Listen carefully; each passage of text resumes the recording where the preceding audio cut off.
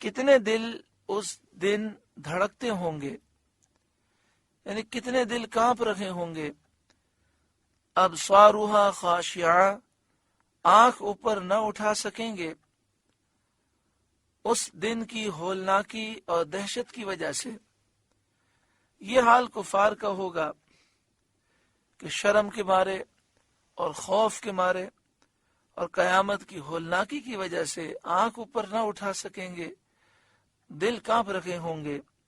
یقولون، کافر کہتے ہیں، یعنی جو کافر مرنے کے بعد اٹھنے کے منکر ہیں، جب ان سے کہا جائے کہ تم مرنے کے بعد اٹھائے جاؤ گے تو وہ کہتے ہیں اَإِنَّا لَمَرْدُودُونَ فِي الْحَافِرَةِ، کیا ہم پھر الٹے پاؤں پلٹیں گے، یعنی موت کے بعد پھر زندگی کی طرف واپس کیے جائیں گے۔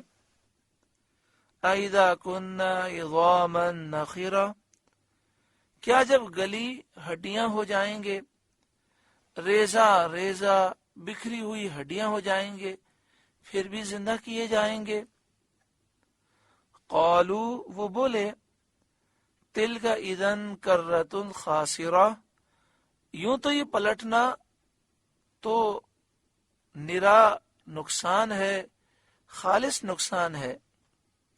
یعنی اگر موت کے بعد زندہ کیا جانا صحیح ہے اور ہم مرنے کے بعد اٹھائے گئے تو اس میں ہمارا بڑا نقصان ہے، کیونکہ ہم دنیا میں اس کا انکار کرتے رہے ہیں۔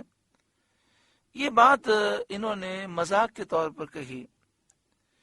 اس پر انہیں بتایا گیا کہ تم مرنے کے بعد زندہ کیے جانے کو یہ نہ سمجھو کہ اللہ تعالیٰ کے لیے کچھ مشکل ہے، دشوار ہے،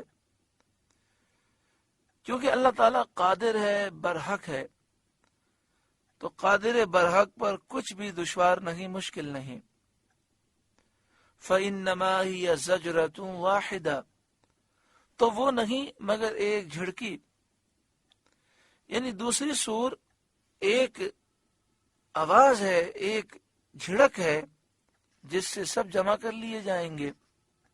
اور جب دوسری سور پھونکی جائے گی فَإِذَا هُمْ بِالسَّاهِرَةِ، جبھی وہ کھلے میدان میں آ پڑے ہوں گے، یعنی اپنی قبروں سے نکل کر زندہ ہو کر میدان محشر میں وہ آ پڑے ہوں گے۔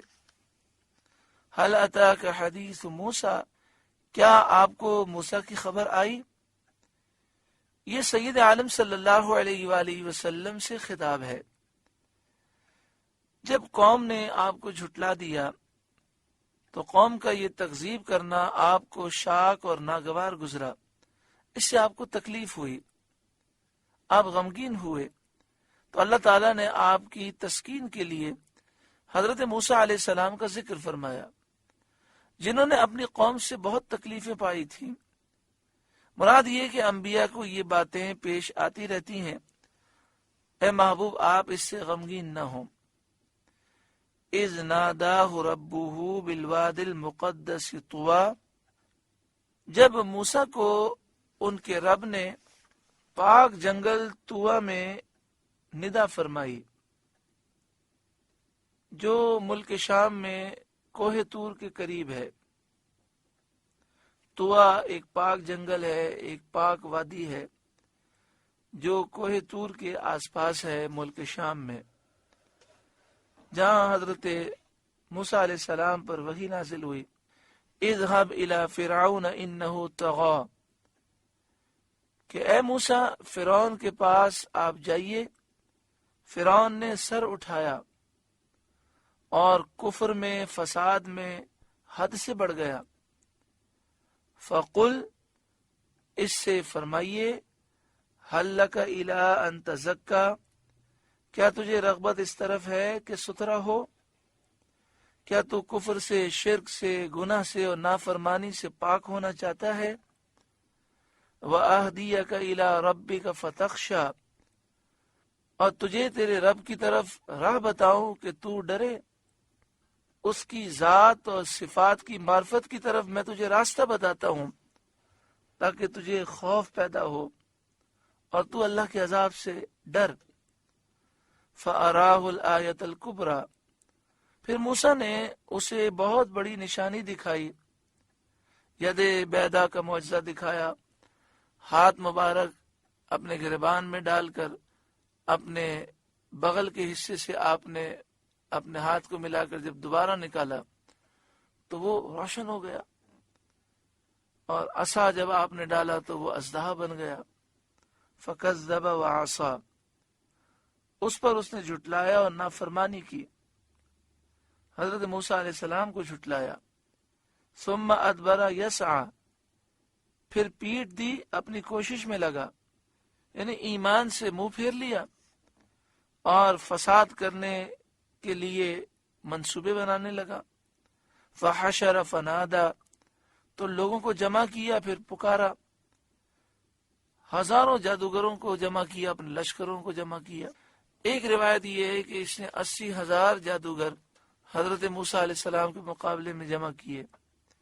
فقال انا ربکم الاعلی، پھر بولا میں تمہارا سب سے اونچا رب ہوں، یعنی میرے اوپر اور کوئی رب نہیں۔ فاخذہ اللہ نکال الآخرۃ والأولی، تو اللہ نے اسے دنیا اور آخرت دونوں کے عذاب میں پکڑا، دنیا میں غرق کیا اور آخرت میں جہنم میں اللہ اسے داخل فرمائے گا۔ ان فی ذلک لعبرۃ لمن یخشی، بے شک اس میں سیکھ ملتا ہے اسے جو ڈرے، بے شک اس میں عبرت ہے اس شخص کے لیے جو اللہ سے ڈرے۔ سورہ نازعات کا پہلا رکوع مکمل ہوا۔ اللہ تعالیٰ اس کے نور سے ہمارے قلوب کو روشن منور فرمائے۔